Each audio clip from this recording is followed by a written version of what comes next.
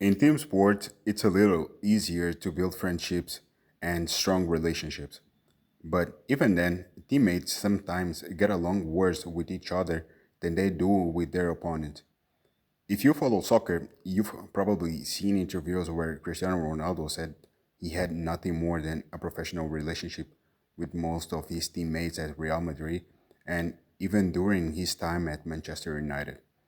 And that's despite being part of one of the most iconic attacking trios in football history alongside Karim Benzema and Gareth Bale. Bastian Schweinsteiger said something similar about Arjen Robben and Frank Ribéry. Despite being a fantastic duo on the pitch, they barely spoke to each other away from it. In team sports, there's always competition for status, competition for a starting spot, competition for coaches' trust, competitions over who gets to take penalties and free kicks.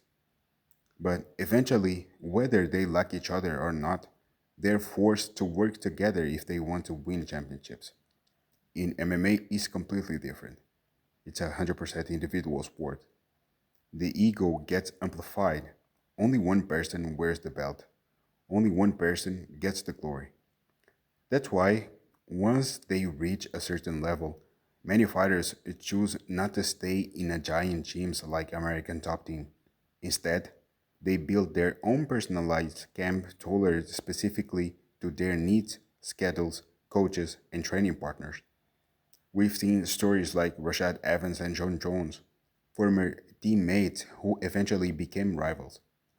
We've seen plenty of fighters who didn't want to share attention, resources, or coaching time with other elite athletes.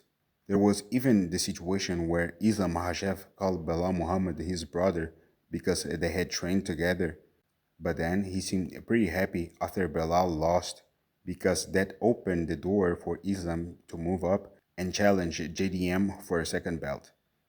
And speaking of Mahashev, what would you say if someone told you it's possible to build a physique similar to his without spending a fortune, without living in a gym, and without needing much equipment at all?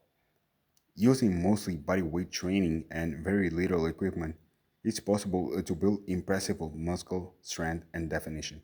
The same method I use myself. What took me years of trial and error to learn, you can start applying right away.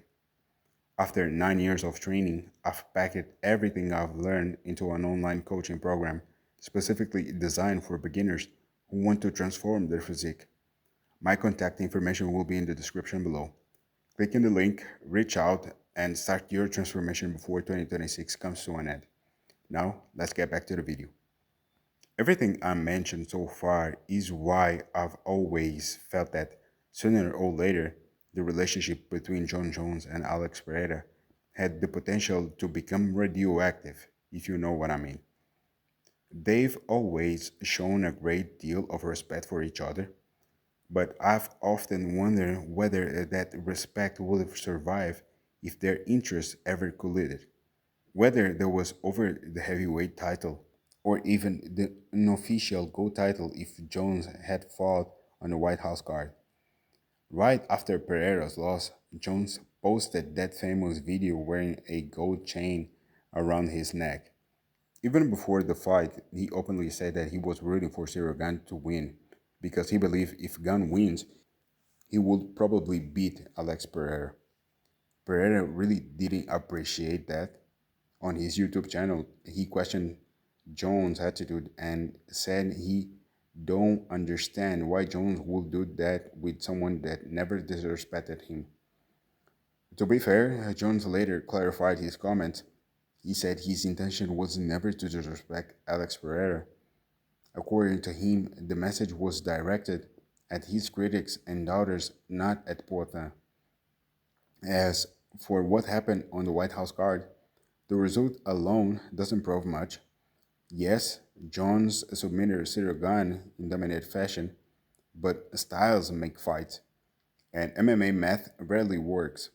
We literally just watched Justin Gaethje defeat Ilia Topuria at the White House event, the same Topuria who brutally knocked out Max Holloway and Charles Oliveira, both of whom had previously beaten Justin Gaethje convincingly. That's why MMA remains the most unpredictable sport in the world. As for a hypothetical fight between Jones and Alex Pereira, I believe Jones will be the favorite if he's still physically close to his best. That said, I would have preferred to see them fight at light heavyweight, the division where both men originally built their legacies, both in their athletic primes, both at their technical best. Now, let me know what you think in the comments below. Who would have won, Jon Jones or Alex Pereira? Don't forget to leave a like, subscribe to the channel, and share this video with that training partner who thinks he knows everything about MMA. Thank you so much for watching. My name is Ivan, and I'll see you in the next one.